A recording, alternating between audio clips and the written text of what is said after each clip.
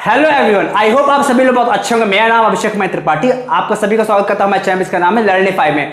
तो आप सभी के फिजिक्स के एग्जाम हो चुके हैं और आई होप आप सभी का एग्जाम बहुत अच्छा हुआ है। बहुत सारे बच्चों के अच्छे कमेंट आए हुए, सबके रिप्लाईज आए हैं, मैसेज आए हैं कि सबका पेपर बहुत अच्छा हुआ। तो इस बार का जो पेपर था वो आपका इजी टू मॉडरेट था। मोस्टली क्वेश्चन आपके इजी लेवल के थे, पर एक आध क्वेश्चन ऐसे थे जो थोड़े ट्रिकी थे। तो अगर आपने थोड़ा सा संयम लगकर क्वेश्चन को पढ़ा होगा, ध्यान समझा होगा, तो आप उस क्वेश्चन को आराम से कर लिया होगा। लेकिन अगर कई लोगों ने जल्दबाजी में क्वेश्चन किया होगा तो 101% वो क्वेश्चन आपको गलत हो गया होगा। बट पेपर का ओवरऑल पेपर की बात करें, पेपर आपका जनरली इजी था। अगर बच्चे ने कुछ खास ज्यादा पढ़ाई नहीं करी है तो वे पास हो ही जाएंगे और अच्छे नंबर पास हो गए। ठीक है, तो आपको अपने पेपर की अब चिंता नहीं करनी। अब आपको क्या करना, आपका जो आने वाला एग्जाम है, जैसे बायो का एग्जाम बचा हुआ, मैथ्स एग्जाम बचा हुआ, आपको 2 इंपॉर्टेंट एग्जाम बचे हुए हैं, तो अब आपको उस पर फोकस करना है। तो इसी को ध्यान रख के हम लोग आपको लिए इस चैनल पर मैथ्स और बायो की बहुत सारी इंपॉर्टेंट वीडियोस लाने वाले हैं, जहां पे आपको पूरा चैप्टर वाइज मोस्ट आप क्वेश्चन एक्सप्लेन किए जाएंगे और आपको पूरा डिटेल सॉल्यूशन बताया जाएगा। तो आप अगर चैनल पर नए हैं तो चैनल को सब्सक्राइब करके बेल आइकन जरूर प्रेस कर दीजिए और जितना हो सके अपने दोस्तों के साथ, यारों के साथ चैनल को शेयर करिए। बिकॉज बहुत अच्छा कंटेंट हम प्रोवाइड कर रहे हैं जो आपके एग्जाम में बहुत ज्यादा बेनिफिट हो रहा है। और अगर आपको नहीं यकीन है तो आप जाकर पीछे कमेंट देख सकते हैं, वहां कई बच्चों ने बताया है कि आफ्टर हमारा जो वीडियो उन्होंने देखी, वीडियो में उनको बहुत ज्यादा फायदा हुआ और उनके बहुत अच्छे मार्क्स यहाँ पे आ रहे हैं। तो इसके लिए आपको हमारे चैनल को सब्सक्राइब करके बेल आइकन जरूर प्रेस कर देना है और हाँ, टेलीग्राम चैनल को ज्वाइन कर लीजिए, जहां पे आपको फर्दर इंफॉर्मेशन की जो भी अपडेट्स है वहां पे मिलती रहेंगे, जिसका लिंक डिस्क्रिप्शन पे अवेलेबल है। और एक इंपॉर्टेंट इन्फॉर्मेशन, जैसे मैं आपको बता रहा था कि 20 के बाद हम लोग आपके नीट का कोर्स स्टार्ट करने वाले, जहां पे इसके बारे में हम पूरा नीट का पूरा प्रॉपर एक क्रैश कोर्स बताएंगे, जहां पे आपको हर एक चैप्टर का 11 और 12 जो आपके इंपॉर्टेंट चैप्टर्स हैं उनमें सारे इंपॉर्टेंट क्वेश्चन जो आपके प्रीवियस आए हुए क्वेश्चन से with proper concept formula sheet आपको पूरा एक्सप्रेस करेंगे। तो उसके लिए आपका इन्फॉर्मेशन ये है कि आपका इसी वीक से वो नीट का कोर्स स्टार्ट हो जाएगा। तो आप कैसा क्या चाहते हैं, कौन सा चैप्टर को सबसे पहले मैं कराऊं, तो आप वो जो चीज है वो आप डिटेल में आप कमेंट सेक्शन में बता सकते हैं। तो हम लोग पहले उस चैप्टर की वीडियो आपको प्रोवाइड करेंगे और आप लोग कैसा लगा आप उसके बारे में हमको जरूर बताइएगा। चलिए स्टार्ट करते हैं वीडियो को। तो जैसा कि आप सभी लोग की मैसेजेस आए, बहुत सारे मैसेजेस आए, पेपर बहुत ज्यादा अच्छा आया था, जैसा कि एक्सपेक्टेड था कि इस बार जो टर्म 2 एग्जाम है वो बहुत ही सिंपल पेपर के साथ आया। इसमें बहुत सारे चैप्टर ऐसे थे जहां से क्वेश्चन आपके अच्छे से आ गए हैं। सबसे ज्यादा क्वेश्चन आपके आए हैं सेमी कंडक्टर चैप्टर से आपके क्वेश्चन आए और आपका एटम एंड न्यूक्लियर हमेशा था। आपका एटम न्यूक्लियर, जैसा कि मैं आपको लास्ट टाइम जो क्लास लिया था, लाइव क्लास लिया था, मैं आपको बताया था कि आप अगर सेमी कंडक्टर और एटम न्यूक्लियर चैप्टर कर लेते हैं तो आपके बहुत अच्छे मार्क्स आ जाते। जिन लोगों ने वो चीज फॉलो करी थी आज उनके मार्क्स वो दिखाई दे रहे हैं कि उनका पेपर बहुत ही अच्छा हो, बिकॉज एटम न्यूक्लियर और सेमी कंडक्टर सबसे ज्यादा क्वेश्चन आए हैं। ठीक है, और इस बार जो रे ऑप्टिक्स में जो आपका एक ट्रेंड चला रहा था कि आपके बहुत सारे डेरिवेशंस है, लेंस मेकर फॉर्मूला, जो रिफ्रैक्टिव इंडेक्स पे आपके डेरिवेशंस आते थे, इस बार उससे हटकर आपका वहां पर सीधे न्यूमेरिकल्स पूछे गए हैं। तो इस बार जिन्होंने भी रे ऑप्टिक्स से न्यूमेरिकल्स किए थे उनको सीधे सीधे फायदा मिल गया है। और जिन बच्चों ने हाइगेंस प्रिंसिपल या वेव ऑप्टिक्स चैप्टर में हाइगेंस प्रिंसिपल नहीं किया था उनको कोई भी घाटा नहीं हुआ है, बिकॉज हाइगेंस प्रिंसिपल से रिलेटेड आपका कोई भी क्वेश्चन नहीं आया हुआ है। आपका इंटरफेरेंस से न्यूमेरिकल आ गया है, डिफ्रैक्शन आपका कुछ नहीं आया है, जबकि आपका एटम न्यूक्लियर सबसे ज्यादा हमेशा सबसे ज्यादा आपको यूजफुल रहा है। और आपका जो फोटो इलेक्ट्रिक इफेक्ट चैप्टर था वहां से आपका ग्राफ बेस्ड क्वेश्चन है। जैसे मैंने आपको जो मैं लाइव लिया था परसों, आपको याद होगा, उस लाइव मैंने आपको बताया था कि फोटो इलेक्ट्रिक इफेक्ट चैप्टर में आपके कुछ 7 से 8 ग्राफ हैं। तो अगर आप 7 से 8 ग्राफ पढ़ लेते हो तो आपको उससे बाहर क्वेश्चन नहीं आना। तो देखिए वही चीज हुआ, जितने मैंने आपको ग्राफ बताया था उसी ग्राफ से ही आपका क्वेश्चन सीधे से आया हुआ है। ठीक है, और जो भी न्यूमेरिकल्स लेवल बहुत ही ज्यादा लो लेवल का है, मतलब आपके न्यूमेरिकल ऐसे नहीं है कि जो बच्चा कोई अटेम्प्ट ना कर पाए। ठीक है, चलिए क्वेश्चन डिस्कस करें कौन कौन से टाइप क्वेश्चन आए हुए हैं। तो पहले यहां बात करते हैं हम लोग सेक्शन नंबर जो आपका ए है। ठीक है, सेक्शन ए में सबसे पहला क्वेश्चन जो आपका आगे वो आ गया आपका सेमीकंडक्टर चैप्टर से। और ये क्वेश्चन आप लोग वीडियो देखी होगी मेरी, जो मैं रिकॉर्डेड लेक्चर्स डाले, जहां मैंने 1 शॉट वीडियो पूरा चैप्टर एक्सप्लेन किया, तो वहां पे प्लस जो मैंने लाइव आपकी क्लास ली थी जहां मैं आपको पूरे क्वेश्चन डिटेल में करवाए थे, उन क्वेश्चन से आपके सीधे क्वेश्चन आए हुए हैं। जैसे क्वेश्चन क्या पूछा गया है, 2 crystals C1 C2 made of pure silicon are doped with arsenic and aluminium respectively. ठीक है, हमने क्या हुआ, एक सिलिकॉन में हमने आर्सेनिक डाल दिया, मिला दिया है, डोपिंग कर दी है, और एक सिलिकॉन में हमने क्या किया, एल्यूमिनियम की डोपिंग कर दी है। तो आपसे पूछ रहा है identify the extrinsic semiconductor so form. तो यहां पे जो सेमीकंडक्टर बन रहे हैं उसके नाम क्या है, बहुत सिंपल है, मैंने आपको बताया भी था कि जो एल्यूमिनियम होता है वो क्या होता है आपका ट्राईवैलेंट होता है। तो एल्यूमिनियम अगर आपने मिक्स किया तो क्या बन जाएगा, वो पी टाइप बन जाएगा। आर्सेनिक आपका क्या होता है, पेंटावैलेंट होता है, तो आर्सेनिक अगर आप मिक्स करेंगे क्या होगा, आपका एन टाइप सेमीकंडक्टर बन जाएगा। ठीक है, बहुत सिंपल आंसर था, आपको बस इतना ही लिखना था। अगर आपने तो लिखा है तो आपका आंसर सही है। ठीक है, अगला क्वेश्चन जो इसके पार्ट 2 आया है कि why is doping of intrinsic semiconductor necessary. तो मैंने आपको बताया भी था कि किसी भी प्योर सेमीकंडक्टर जो होता है उसकी कंडक्टिविटी हमेशा कम रहती है। बट अगर हम लोग डोपिंग करते हैं, डोपिंग करने से क्या होता है कि उसमें क्या होता है, एक चार्ज कंसंट्रेशन या तो इलेक्ट्रॉन ज्यादा हो जाते हैं या फिर क्या होता है आपके होल ज्यादा हो जाते हैं, जिसकी वजह से क्या होता है कि आपका सेमीकंडक्टर की जो कंडक्टिविटी होती है बढ़ जाती है। जिसलिए क्या करता है हम डोपिंग करते हैं। डोपिंग प्रोसेस को मैंने आपको जो वन शॉट वीडियो पढ़ाई थी सेमीकंडक्टर की, वहां मैंने आपको बताया था, आप जाके वहां पर चेकआउट कर सकते हैं। ठीक है, सारे क्वेश्चन मैंने बनाए हुए हैं, आप आराम से वीडियो में जाकर देख सकते हैं कि मैंने कहां पे क्या क्या चीजें पढ़ाई हुई हैं। ठीक है, अगला क्वेश्चन क्या है आपका, why is photodiode is operated reverse. मैंने आपको फोटोडायोड जो है पूरा डिटेल में एक्सप्लेन किया था, स्पेशल वीडियो बनाई थी उसकी, अगर आप चाहे तो वहां पे जाकर प्लेलिस्ट में चेकआउट कर सकते हैं। वहां पे मैंने आपको पूरा फोटोडायोड का पूरा कैसे वर्किंग होती है उसमें प्रॉपर डायग्राम के साथ और प्रॉपर सिंबल के साथ एक्सप्लेन किया है। और देखिए वही क्वेश्चन आपको यहाँ पे आ चुका है। ठीक है, कि क्वेश्चन पूछ लिया है कि फोटोडायोड जो है उसको हम लोग रिवर्स बायस कंडीशन में ही क्यों यूज करते हैं। तो बहुत सिंपल है, बिकॉज रिवर्स बायस कंडीशन में डिप्लेशन लेयर क्या होती है, ज्यादा होती है, और डिप्लेशन लेयर ज्यादा होने की वजह से क्या हो गया कि जो आपकी जो लाइट है, जो फोटॉन्स है, वो फोटॉन्स किस पे गिरते हैं, वो फोटॉन्स आपके डिप्लेशन लेयर पे ही गिरते हैं। तो जब आपकी डिप्लेशन लेयर की थिकनेस ज्यादा होगी तो ज्यादा इलेक्ट्रॉन्स फ्री होंगे, तो क्या होगा, आपकी ज्यादा करंट फ्लो हो जाएगी। ठीक है, तो ये रीजन होता है, तो आपको मैंने वहां पर डिटेल बताया है, आप वीडियो में जाकर चेकआउट कर सकते हैं। ठीक है, अगला क्वेश्चन आपसे पूछा है what result do you expect of alpha particle scattering। ठीक है, मैंने आपको अल्फा पार्टिकल स्कैटरिंग पे रदरफोर्ड का जो मैंने मॉडल एक्सप्लेन किया, जहां पे आप देख सकते हैं प्लेलिस्ट में एक मैंने वीडियो बनाई थी एटम चैप्टर में, जहां पे मैंने रदरफोर्ड के अल्फा पार्टिकल स्कैटरिंग जो आपका गोल्डफॉल एक्सपेरिमेंट है, उस गोल्डफॉल एक्सपेरिमेंट को पूरा डिटेल में एक्सप्लेन किया था। मैंने बताया भी था ये एक्सपेरिमेंट बहुत ज्यादा इंपॉर्टेंट है, इनफैक्ट बोर्ड से ज्यादा इंपॉर्टेंट है, बिकॉज अल्फा पार्टिकल स्कैटरिंग क्या होता है, आपका एक न्यूमेरिकल क्वेश्चन बन जाता है।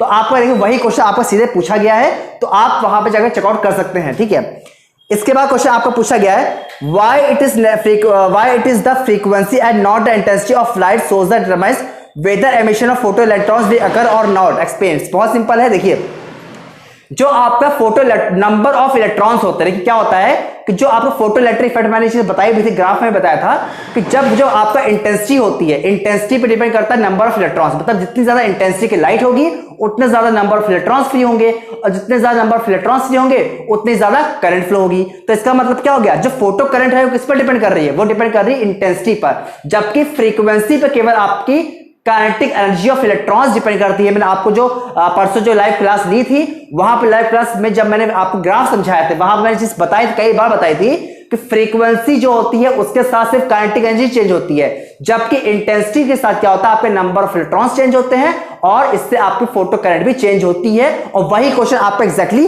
पूछा गया है। ठीक है, और सरप्राइजिंगली ये जो क्वेश्चन आपका 2 मार्क्स का आया हुआ क्वेश्चन है। ठीक है, तो बहुत ही आसानी से आपको 2 मार्क्स यहां पर सीधे मिल सकते हैं। ठीक है, इसके बाद आपका सेक्शन बी आ जाता है। सेक्शन बी में देखते हैं वहां पे क्या है कि how will the interference pattern in Young's double slit experiment be affected. ठीक है, तो यंग्स डबल स्लिट एक्सपेरिमेंट को मैंने आपको पूरा डायग्राम ड्रॉ करके मैंने एक्सप्लेन किया है प्रॉपर्ली, इंटरफेरेंस वीडियो हम जाके देख सकते हैं। वहां पे लिखा हुआ है the screen is moved away from the plane of the slit. अगर क्या हो कि अगर हम लोग क्या करें, इससे पूछा है कि इंटरफेरेंस पैटर्न पे क्या इफेक्ट पड़ेगा अगर हम लोग ये चीजें चेंज करते हैं। तो पहला इसने बोला है कि the screen is moved away from the plane of the slit, मतलब क्या कर रहे हैं, अगर हम लोग क्या करें, स्क्रीन है, मतलब मैं आपको बता देता हूं, देखिए क्या था, अगर आप डायग्राम आपको याद होगा तो ये आपकी 2 स्लिट्स होती थी, ये आपकी स्क्रीन होती थी, स्लिट की बीच डिस्टेंस होती थी d, और ये डिस्टेंस आपकी होती थी कैपिटल D।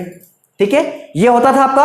अब पूछ रहा है क्वेश्चन में कि इंटरफेरेंस पैटर्न पे क्या इफेक्ट पड़ेगा। ठीक है, तो बहुत सिंपल है, अगर आपका d ज्यादा हो गया, बिकॉज आपको याद रखवा ब्राइट फ्रिंजेस के लिए, ब्राइट फ्रिंजेस के फॉर्मूला क्या होता है, एक्स इक्वल टू होता है n D lambda upon small d. ये आपका फॉर्मूला होता है ब्राइट फ्रिंज के लिए, कंस्ट्रक्टिव इंटरफेरेंस के लिए, और डिस्ट्रक्टिव के लिए होता था n equal to n plus 1/2 capital D lambda upon small d. ये फॉर्मूला होता था। ठीक है, तो यहां पे देखिए जो पोजीशन ऑफ फ्रिंज है एक्स है वो किस पर डिपेंड कर रहा है, कैपिटल डी पर डिपेंड कर रहा है। तो अगर कैपिटल डी को आप क्या कह रहे हैं, उसने बोला क्वेश्चन में कि क्या कैपिटल डी को ज्यादा कर देंगे तो क्या होगा, बहुत सिंपल है, अगर कैपिटल डी को ज्यादा कर देंगे तो पोजीशन ऑफ फ्रिंज क्या होगी, आपकी इंक्रीज हो जाएगी, मतलब कि सेंट्रल जो है, सेंटर ऑफ जो आपका सेंटर पोजीशन होता है, उससे आपकी फ्रिंज की जो पोजीशन होगी वो क्या होगी, चेंज हो जाएगी। ठीक है, सेकंड पार्ट क्या बोला गया है, the source slit is moved away from the plane of the slit. ठीक है, अगर क्या करें, जो सोर्स, जो मेन सोर्स होता है, अगर सोर्स हम क्या करें, स्लिट से दूर रख दें तो क्या होगा, तो यहां भी सेम चीज हो जाएगा कि यहां पे क्या होता है, अगर सोर्स जो होता है आपका बहुत पास होता है तो आपकी जो फ्रिंजेस होती हैं वो क्या होती हैं, बहुत ही लेस शार्प बनती है और उनकी इंटेंसिटी भी कम रहती है। बट अगर आप क्या सोर्स को दूर रख देंगे तो सोर्स को दूर रखने में क्या होगा कि आपको जो फ्रिंजेस हैं उनकी इंटेंसिटी बहुत ब्राइट रहेगी और क्या होगा उनकी शार्पनेस क्या होगी ज्यादा रहेगी। ठीक है, तो जितनी ज्यादा आपके सोर्स और स्क्रीन की डिस्टेंस होती है उतने क्या होते हैं फ्रिंजेस आपके बहुत शार्प और क्लियर बनती है। ठीक है, तो ये आपका आंसर हो जाएगा। थर्ड पार्ट बोला गया है the phase difference between the light waves entry from the two source two slits S1 S2 change from 0 to pi and remains constant. बहुत सिंपल है, यहां बोल रहा है अगर क्या करें जो आपके S1 और S2 दोनों स्लिट्स हैं उससे जो वेव आ रही है अगर उनके फेज डिफरेंस को अगर हम 0 से पाई में चेंज करते हैं तो पैटर्न पे कोई भी इफेक्ट नहीं पड़ेगा। बिकॉज क्या होता है कि जो आपका फेज है वो क्या है कांस्टेंट है, तो इस वजह से क्या होगा आपकी जो फ्रिंजेस होती है इंटरफेरेंस पैटर्न होगा उस पे इस चीज का कोई इफेक्ट नहीं पड़ेगा, अनअफेक्टेड रहेगा। ठीक है, तो ये आपका इसमें हो जाएगा। ठीक है, आगे बात करते हैं नेक्स्ट क्वेश्चन की। क्वेश्चन 5 देख लीजिए। क्वेश्चन 5 क्या बोल रहा है an alpha particle is accelerated through a potential difference of 100 volt, calculate the speed acquired by the alpha particle. बहुत सिंपल है, यहां पे देखिए क्या करना आपको, आपसे बोल रहा है आपको क्या अल्फा पार्टिकल क्या दिया उसने, अल्फा पार्टिकल आपको सिर्फ वोल्टेज दिया हुआ, कितना दिया हुआ है 100 वोल्ट, 100 वोल्ट आपको दिया उसने, क्या वोल्टेज दिया हुआ है, और आपसे पूछ रहा है कि जो स्पीड होगी अल्फा पार्टिकल की वो कितनी हो जाएगी। तो बहुत सिंपल है, आपको पता है काइनेटिक एनर्जी इक्वल टू क्या होता है क्यूवी होता है, मैं आपको फॉर्मूला बताया भी था, कहा भी था, बहुत इंपॉर्टेंट फॉर्मूला है। ठीक है, और काइनेटिक एनर्जी दूसरा फॉर्मूला होता है 1/2mv², ये भी मैंने आपको बताया था। ठीक है, तो आप क्या करें, आपको यहां पे v निकाल दो, v इक्वल क्या हो जाएगा, v इक्वल हो जाएगा आपका 2qv/m², ये आपका हो जाएगा वेलोसिटी का फॉर्म। यहां पे कैपिटल V का मतलब क्या हो गया, वोल्टेज हो गया। ठीक है, तो यहां पे हो जाएगा आपका 2qv/m, जहां पे क्यू हो जाएगा चार्ज ऑन अल्फा पार्टिकल, और अल्फा पार्टिकल पर चार्ज होता है वो क्या होता है ट्वाइस ऑफ इलेक्ट्रॉन होता है, मतलब 2e होता है, और जो आपका मास होता है अल्फा पार्टिकल वो क्या होता है 4 टाइम्स द प्रोटॉन के मास के, मतलब 4p के इक्वल होता है। ठीक है, तो यहां पे क्या करेंगे आप सीधे, और आपको यहां पे दिया भी हुआ है, आपको क्वेश्चन देखिए अल्फा पार्टिकल का मास दिया हुआ कितना 6.4 × 10⁻27 किलोग्राम, तो आपको यहां पे मास भी दिया हुआ है अल्फा पार्टिकल का। ठीक है, और चार्ज कितना होता है ट्वाइस ऑफ इलेक्ट्रॉन होता है, और वोल्टेज आपको यहां पे दिया हुआ 100 वोल्ट। आप क्या करेंगे बस यहां पे सारी वैल्यूज पुट करेंगे और सॉल्व कर लेंगे। अगर आपने फॉर्मूला लगाया है तो आपका क्वेश्चन सही है। ठीक है, तो अगर आपने फॉर्मूला यूज कर लिया तो आपका क्वेश्चन यहां पे सही हो जाएगा। ठीक है, इसका जो दूसरा पार्ट है वो भी बहुत सिंपल है, पूछा गया है दी ब्रॉगली वेवलेंथ निकालनी है। तो दी ब्रॉगली वेवलेंथ का फॉर्मूला क्या होता है, देखिए लैम्डा इक्वल टू होता है h/√2m⁴v। आपको फॉर्मूला मैंने बताया था आपको कि दी ब्रॉगली वेवलेंथ की बहुत सारे डिफरेंट टाइप के फॉर्मूले थे, वहीं से एक फॉर्मूला मैंने आपको ये बताया था। आपको परसों वाली क्लास अगर लाइव आपको याद होगी तो परसों वाली लाइव क्लास में मैंने आपको दी ब्रॉगली वेवलेंथ में आपको 4-5 फॉर्मूला डिफरेंट केस से बताए थे, जहां पर टेम्परेचर फॉर्मूला अलग था, वोल्टेज का फॉर्मूला अलग था, मोमेंटम का फॉर्मूला अलग था, काइनेटिक एनर्जी फॉर्मूला अलग था। तो वहां पे एक फॉर्मूला आ गया आपसे कि वोल्टेज दिया है और आपसे पूछ रहा है कि दी ब्रॉगली वेवलेंथ कितनी होगी, तो फॉर्मूला क्या हो गया lambda equal to h/√2m⁴v। m क्या हो जाएगा मास ऑफ अल्फा पार्टिकल जो क्वेश्चन में दिया हुआ है, q क्या हो जाएगा चार्ज ऑन अल्फा पार्टिकल जो होता है ट्वाइस ऑफ इलेक्ट्रॉन के, और वोल्टेज आपको यहां पे क्वेश्चन में 100 वोल्ट दिया हुआ है। तो आपको यहां पे सीधे क्वेश्चन आपको कर सकते हैं, और ये क्वेश्चन आपको 3 मार्क्स का आया था, तो आपको यहां से 3 मार्क्स सीधे सीधे मिल जाएंगे। ठीक है, इसके बाद क्वेश्चन आप बात करते हैं 6 की। 6 का जो ए पार्ट है उस ए पार्ट में देखिए क्वेश्चन आपसे पूछा गया है define SI unit of power of lens. तो पावर ऑफ लेंस की यूनिट आप सबको पता है डायोप्टर होती है। ठीक है, तो यही क्वेश्चन आपसे सीधे पूछ लिया गया है। सेकंड पार्ट में आपको क्या हुआ है एक न्यूमेरिकल दिया हुआ है। ठीक है, क्या है क्वेश्चन में a plano convex lens is made up of glass of refractive index 1.5। ठीक है, तो आपको यहाँ पे प्लेनो कॉन्वेक्स है, प्लेनो कॉन्वेक्स में आपका जो R1 हो गया रेडियस टू कर्वेचर वो आपको कितना हो गया इनफाइनाइट हो गया। ठीक है, प्लेनो का मतलब होता है कि रेडियस टू कर्वेचर आपका इनफाइनाइट हो गया पहला। ठीक है, और जो R2 है वो R2 कितना दिया हुआ है आपका 25 सेंटीमीटर। ठीक है, कितना हो गया 25। तो यहाँ पे हम क्या कर रहे हैं प्लेनो कॉन्वेक्स में कुछ ऐसा ले रहे हैं, ऐसे टाइप का लेंस ले रहे हैं, तो आप क्या करोगे एक तरह के डिस्टेंस क्या करेंगे पॉजिटिव और एक के निगेटिव ले लेंगे। तो यहाँ पे अपने R1 को अगर पॉजिटिव लिया तो R2 क्या करेंगे नेगेटिव ले लेंगे। ठीक है, रिफ्रैक्टिव इंडेक्स कितना दिया हुआ आपका 1.5, और फोकल लेंथ आपसे पूछ रहा है पहले पार्ट में, तो बहुत सिंपल है 1/f = n-1 1/r1 - 1/r2। ठीक है, यहां पे देखिए n की वैल्यू कितनी आपकी 1.5 - 1 ब्रैकेट 1/r1 कितना हो गया इनफाइनाइट माइनस 1/ कितना है -25। ठीक है, ये हो गया। सॉल्व कर कितना होगा 0.5 हो जाएगा, यहाँ पे इनफाइनाइट से डिवाइड करेंगे 0 हो जाएगा, आपका कितना हो जाएगा 1/25 आ जाएगा, बिकॉज माइनस माइनस क्या होगा प्लस हो गया, पॉइंट आएंगे 0 हो गया, 50 हो गया, तो 1/f कितना आ गया आपका आ गया 1/50, यानी कि f कितना आ गया 50 सेंटीमीटर। और देखिए यहाँ पे एफ जो है वो पॉजिटिव आ रहा है, तो कॉन्वेक्स लेंस के लिए एफ क्या होता है, पॉजिटिव ही आता है। तो यहाँ पे क्या हो गया, एफ की वैल्यू 50 सेंटीमीटर हो गई। अब यहाँ से आपसे पूछ रहा है कि ऑब्जेक्ट की पोजीशन आपसे दिया हुआ यू, सेकंड पार्ट में देखिए ऑब्जेक्ट की पोजीशन यू दिया हुआ कितना आपको 50 सेंटीमीटर। तो यू हमेशा क्या होता है, नेगेटिव होता है, तो यू हमेशा क्या हो गया, माइनस हो गया, तो माइनस 50 सेंटीमीटर हो गया। और एफ कितना हो गया 50। आपसे पूछ क्या रहा है, पोजीशन ऑफ इमेज और इसका नेचर, ठीक है, ये आपसे पूछ रहा है। तो बहुत सिंपल, देखिए क्या करेंगे यहाँ पे हम लोग 1/f इक्वल टू होता है 1/v माइनस 1/u होता है, ठीक है। आपसे पूछ रहा है v, तो आप क्या करेंगे, u को उधर शिफ्ट कर लीजिए, तो हो गया 1/f plus 1/u is equal to 1/v। 1/f कितना आपका 50 सेंटीमीटर, u कितना हो गया, ठीक है। 100 पे कितना आ गया आपका 0 इज इक्वल टू 1/v, यानी v कितना हो गया आपका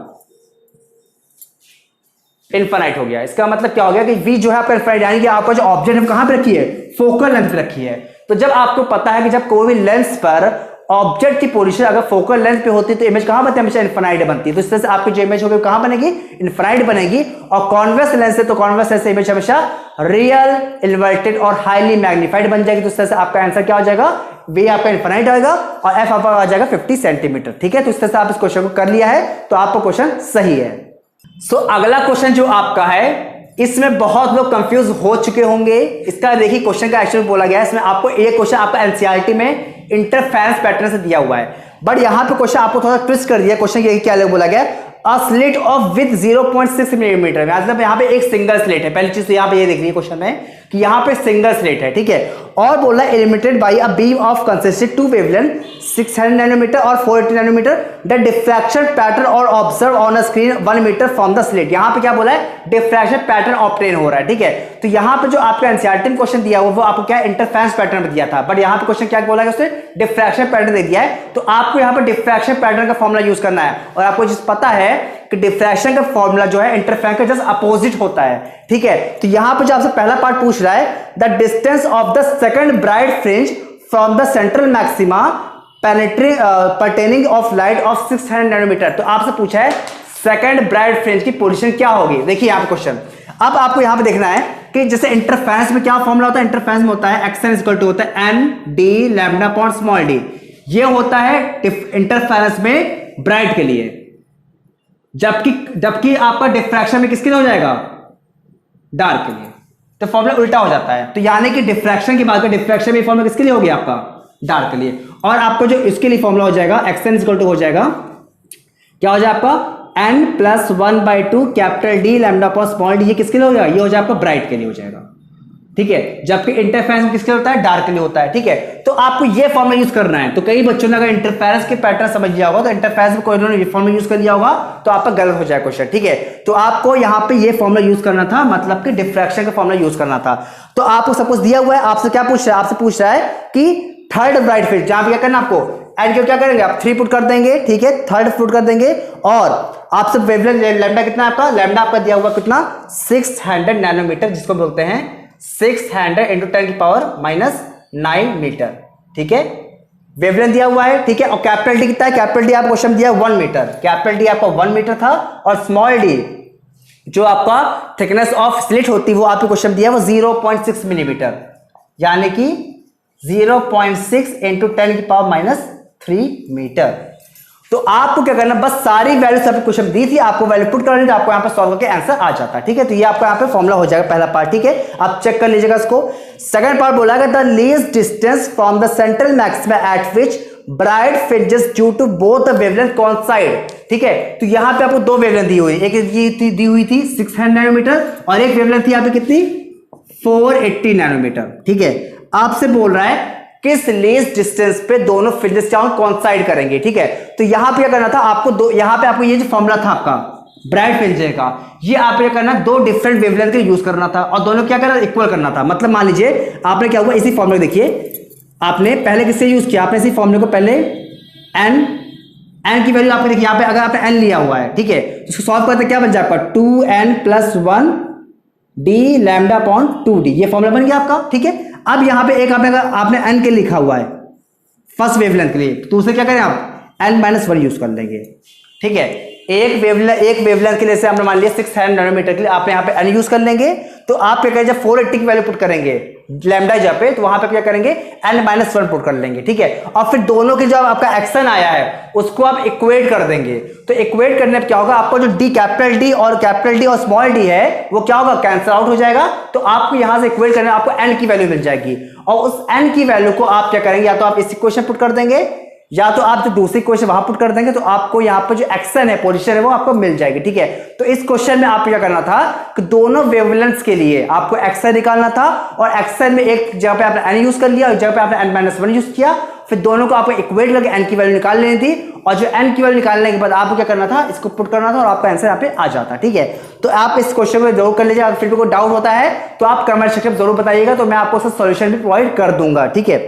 आगे बात कर लेते हैं हम लोग यहाँ पर जो 7th क्वेश्चन है, 7th का फर्स्ट पार्ट है, क्या लिखा हुआ है, arrange the following electromagnetic radiation in the extending order of their frequencies. तो मैंने आपको पूरा एक चार्ट बताया था, जब मैंने आपको बताया था कि जो आपका इलेक्ट्रोमैग्नेटिक वेव्स है उस चैप्टर से सिर्फ आपको चार्ट ही आता है, ठीक है, और कुछ नहीं आता है। मैंने आपको बताया था आप उससे फ्रीक्वेंसी और वेवलेंथ का जो ऑर्डर है वो याद कर लीजिए, कौन सा आपको पहले आता है, कौन सा आपका बाद में आता है। और देखिए एग्जैक्टली वही क्वेश्चन आपसे पूछ लिया गया, और इसका सेकंड पार्ट पूछा गया, बोला गया है write two use of radiations, मतलब आपको एक्सरे के 2 यूज बताने हैं, माइक्रोवेव के 2 यूज बताने हैं, गामा के 2 यूज बताने हैं, और रेडियो वेव्स 2 यूज बताने हैं। अब मैंने आपको याद होगा जो मैंने आपको वीडियो प्रोवाइड की थी इलेक्ट्रोमैग्नेटिक वेव्स की, उस वीडियो में आपको पूरा प्रॉपर्ली डायग्राम पूरा अच्छे से लिख कर बताया था कि हर एक वेव्स का क्या क्या यूज होता है, कहां कहां पे यूज होता है। और मैंने आपको बताया भी था कि आप इसका यूज जरूर पढ़ लीजिएगा, बिकॉज ये क्वेश्चन इस चैप्टर से और कुछ आता ही नहीं है। और देखिए वही क्वेश्चन आपका आ गया है, तो अगर आप यूज कर ली होंगी तो आपको यहाँ पे हो जाएगा। आपको पता है एक्सरे का यूज कहां होता है, जैसे फ्रैक्चर वगैरह डिटरमाइन करने में किया जाता है, या क्रिस्टल का स्ट्रक्चर डिफाइन करने में किया जाता है। वहीं आपका जो माइक्रोवेव से आपको पता है खाना फूड कुकिंग के लिए यूज होता है, ठीक है।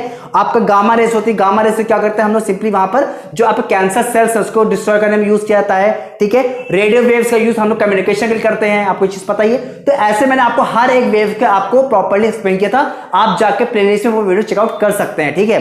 और इसके बाद जो आपका नेक्स्ट क्वेश्चन है, सो यहां पे आपको एक क्वेश्चन आया हुआ प्रिज्म का क्वेश्चन, जो डायग्राम आपको कुछ इस तरह से बना हुआ डायग्राम देख लीजिए। यहां पे आपको क्या है, एक प्रिज्म है ABC, ठीक है, जहां पे आपको यहां पे जो इसका एंगल A और एंगल B है वो आपको 60 डिग्री दिया हुआ है। तो क्लियरली है कि एंगल C भी कितना हो गया आपका 60 डिग्री हो जाएगा, ठीक है, ये हो गया आपको क्लियर। अब आपको यहाँ पे क्या जो आपका रिफ्रैक्टिव इंडेक्स दिया हुआ है प्रिज्म का वो है √2, और आपसे यहाँ पे R1 R2 यहाँ पे आपको 2 एंगल्स दिया हुआ है। पहले पार्ट आप पूछ रहा है कि एंगल R2 कितना होगा। अब यहाँ पे एक चीज ध्यान दीजिएगा, यहाँ पर जो लाइट है वो बाकी बाहर नहीं जा रही, वो आपकी लाइट देखिए इस आपकी जो AC आर्म उसके अलॉन्ग जा रही है, ठीक है। आपको यहाँ पे देख पा रहे होंगे, आपको इस तरह से डायरेक्ट लाइट जा रही है, ठीक है। तो यहाँ पे क्लियर दिख रहा है कि यहाँ पे क्या हो रहा है, क्रिटिकल एंगल कॉन्सेप्ट यूज हो रहा है, बिकॉज लाइट डेंसर से रे मीडियम जा रही है। तो क्या हो रहा है, आपका जो आपका फेज है, जो आपका क्या होता है कि जो आपका मीडियम की बाउंड्री है उस बाउंड्री के अलाउ मूव कर रही है। तो यहाँ पे क्या हो, क्रिटिकल एंगल कॉन्सेप्ट लग गया। और क्रिटिकल एंगल कॉन्सेप्ट क्या होता है कि साइन C = होता है 1/μ। ये आपको फॉर्मूला पता है क्रिटिकल एंगल का, जो मैंने आपको ऑलरेडी वीडियो में बताया हुआ था, ठीक है। अब यहाँ पे आपका जो C हो गया वो आपका क्या हो गया, R2 हो गया। आपको यहाँ R2 का निकालना है, तो साइन R2 = क्या हो गया 1/μ। म्यू कितना हो गया आपका √2, और आपको पता है किसकी वैल्यू होती है 45 डिग्री की, यानी आपका जो R2 हो गया वो कितना हो गया आपका 45 डिग्री। तो इस तरह से आपका जो पहला पार्ट हो जाएगा उसका आंसर कितना हो गया 45 डिग्री, ठीक है। तो ये क्वेश्चन बहुत ट्रिकी था, जिन बच्चों को कौन सा समझ आ गया होगा कि ये जो लाइट है वो क्या हो रही है आपकी बाउंड्री के अलाउ मूव कर रही है, तो उन्होंने ये क्वेश्चन कर लिया होगा, ठीक है।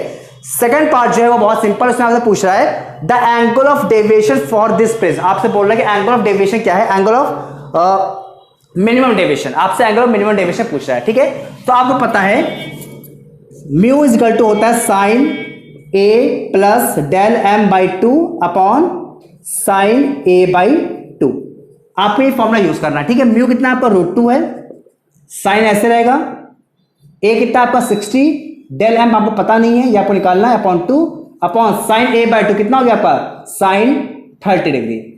और साइन 30 डिग्री की वैल्यू कितनी होती है 1/2, और 1/2 में जो आपका 2 है वो क्या होगा आपका ऊपर चला जाएगा, मतलब आपका 2 यहां पे आ जाएगा, ठीक है।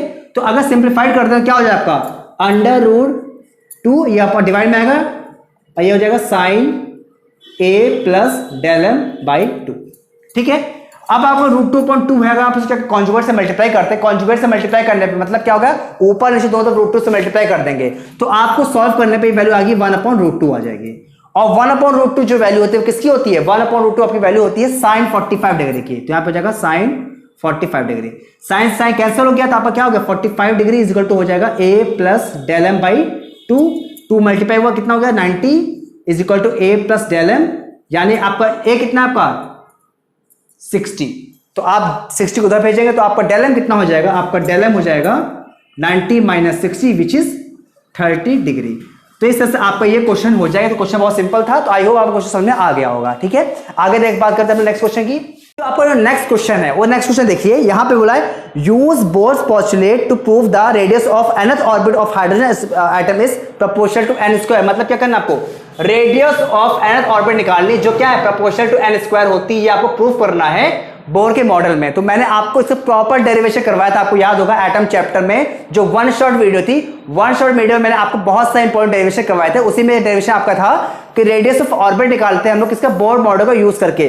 तो वहां पे हम पूरा प्रॉपर डेरिवेशन होगा आपका। डेरिवेशन आपका क्या होगा, स्टार्टिंग कहां से होगी, आपको जो आपका कूलम फोर्स होता है इलेक्ट्रॉन और न्यूक्लियस के बीच में, यानी 1/4πε Q1 Q2/r², उसको आपको सेंटीमीटर फोर्स यानी mv²/r इक्वल कर देना है, और फिर उसका यूज करके आप क्या करें, पूरा प्रॉपर डेरिवेशन है जो मैं आपको पूरे वीडियो में बताया था। तो आप वो डेरिवेशन जाकर देख लीजिएगा, आप प्लेलिस्ट में जाकर देख सकते हैं। एटम चैप्टर में मैंने आपको पूरा ये डेरिवेशन रेडियस का एक्सप्लेन किया हुआ। ठीक है, तो आप वहां जाकर देख लीजिए कोई आपकी गलती हुई है या नहीं हुई, जो भी गलतियां अगर हुई हैं तो आप कमेंट सेक्शन में बताइएगा कि आपका पेपर कैसा हुआ, आपसे यहाँ पे क्या क्या चीजें आपसे गलत या हुई है, क्या चीज सही हुई है, आप जरूर बताइएगा चीजों को। ठीक है, और जो आपको यहाँ पे एक नेक्स्ट क्वेश्चन है वो क्या है, how will the energy of hydrogen atom change if n increases from 1 to infinity.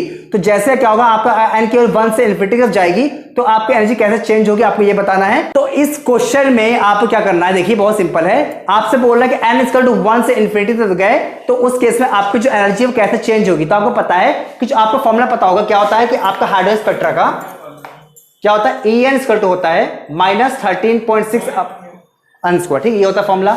अब यहाँ पे आपका n कितना आपका 1 है, तो पहले आप एंगल 1 पुट करेंगे तो आप क्या आ गया, फर्स्ट जो ऑर्बिट उसकी एनर्जी कितनी हो गई -13.6 इलेक्ट्रॉन वोल्ट हो गया। जब आप n के इन्फिनाइट करेंगे तो इन्फिनाइट करने पे क्या होगा आपका, जब आप नीचे इन्फिनाइट करेंगे तो उससे क्या होगा, डिवाइड करने पे आपको पता है कितनी आती है आपकी एनर्जी, 0 हो जाती है।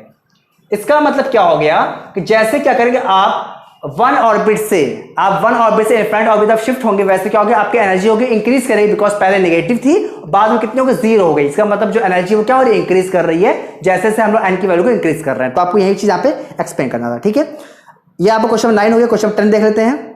क्वेश्चन नंबर 10 जो है आपका पूरी तरह सेमीकंडक्टर चैप्टर से आया हुआ क्वेश्चन। पहला क्वेश्चन क्या बोला है, draw VI characteristic of PN junction diode. तो मैंने आपको सेमीकंडक्टर की जो आपको लाइव क्लास ली थी आपको 3 दिन पहले, उस वीडियो में आपको पूरा वीआई कैरेक्टरिस्टिक ड्रॉ करके दिखाया था, और मैं आपसे बोला भी था कि वीआई कैरेक्टरिस्टिक आपका जरूर आएगा। देखिए वो क्वेश्चन आपको यहाँ पे आ चुका है पहला पार्ट में। ठीक है, दूसरा पार्ट क्या बोला गया, differentiate between the threshold voltage and breakdown voltage. मैं आपको दोनों वीडियो वोल्टेज एक्सप्लेन किए हुए हैं ऑलरेडी अपने वीडियो में, जो मैंने आपको सेमीकंडक्टर वन शॉट वीडियो थी वहां पर मैंने एक्सप्लेन किया हुआ है, आप वहां पर जाकर चेकआउट कर सकते हैं। ठीक है, थर्ड क्वेश्चन क्या है, right the property of junction diode which makes it suitable for rectification of AC voltage. तो यहां पे क्या होता है कि जैसे फॉरवर्ड बायस में क्या होता है आपकी करंट फ्लो होती है, रिवर्स बायस में क्या करता है करंट को ब्लॉक कर देता है। तो इसी कंडीशन की वजह से क्या होता है कि आपकी जो एसी वोल्टेज है वो आपको डीसी में कन्वर्ट हो पाती है। यही आपका काम होता है डायोड का, जिसकी वजह से डायोड होता है आपका एज अ रेक्टिफायर की तरफ वर्क करता है। तो इसका कॉन्सेप्ट क्या हो जाएगा कि आपका फॉरवर्ड बायसिंग की वजह से क्या होता है करंट फ्लो होती है, आउटपुट मिलता है, जबकि रिवर्स बायसिंग क्या करता है ये करंट को ब्लॉक कर देता है। इसी वजह से आपकी जो एसी के पॉजिटिव साइकिल्स हैं उसका आउटपुट आपको मिल जाता है, पर नेगेटिव साइकिल्स जो होती है वो क्या होती है आपको आउटपुट नहीं मिलता, जिसकी वजह से आपका जो एसी है वो आपका डीसी में कन्वर्ट हो जाता है। तो यही इसकी प्रॉपर्टी होती है, इसकी वजह से ये चीज होती है। और लास्ट क्वेश्चन नंबर 11, ये जैसे मैं आपको बताया था कि आपका न्यूक्लियर चैप्टर से आपको दो ही तरह क्वेश्चन आते हैं, आता है आपका बाइंडिंग एनर्जी से, मास डिफरेंस से और क्यू वैल्यू से। तो यहाँ पे सीधे आपसे क्वेश्चन क्यू वैल्यू पूछे है, क्यू वैल्यू कोई फॉर्मूला और नहीं होता है, क्यू वैल्यू फॉर्मूला क्या है आपका वही सेम चीज है। आपको क्या करना है, a plus B gives C plus D, ये आपका है। तो आप क्या करना है, सो यहां पे आपकी रिएक्शन क्या है, a plus B give C plus D. तो आप क्या करना है, जो भी आपका यहाँ पर क्या ये रिएक्टेंट है ये आपका क्या प्रोडक्ट है, तो आपको जो आपका रिएक्टेंट है उस रिएक्टेंट की एनर्जी निकाल लेना है। कैसे निकालेंगे, देखिए मास आपके दिए हुए हैं आपको यहाँ पे सारे जितने भी आपके एलिमेंट्स यूज हो सारे एलिमेंट्स का मास गिवन है। आपको यहाँ फॉर्मूला क्या लगाना है, डेल्टा एम इक्वल टू आपको डेल्टा ई इक्वल टू क्या होता है, delta m into 931.5 million electron volt.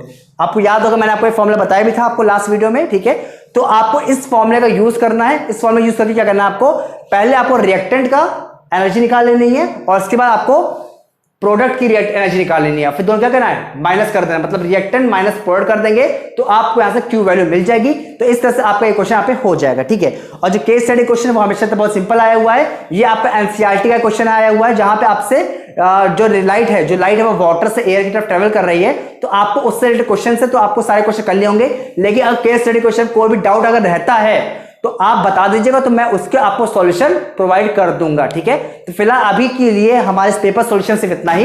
बाकी फर्दर इंफॉर्मेशन के लिए आप हमारे दिए गए नंबर पर कॉल कर सकते हैं या टेलीग्राम चैनल को ज्वाइन कर सकते हैं, जहां पे आपको आने वाले जो क्लासेस हैं, कोर्सेस हैं, उसका इंपॉर्टेंट जो नोटिफिकेशन होगा, जो भी इंपॉर्टेंट अपडेट्स होंगी वो आपको मिलती रहेंगी। और जल्दी हम लोग आपके लिए मैथ्स की वीडियो में स्टार्ट करने जा रहे हैं, क्योंकि आपको जो एग्जाम है मैथ्स का वो से आपको 7 जून को होगा, तो उससे रिलेटेड बहुत से इंपॉर्टेंट वीडियोस आपके चैनल पे आ जाएंगी। तो अगर आपने अभी तक हमारे चैनल को सब्सक्राइब नहीं किया है, सब्सक्राइब करके बेल आइकन जरूर प्रेस करें ताकि आपको आने वाले क्लास नोटिफिकेशन टाइम पर मिल सके। मिलते हैं नेक्स्ट वीडियो, तब तक के लिए धन्यवाद।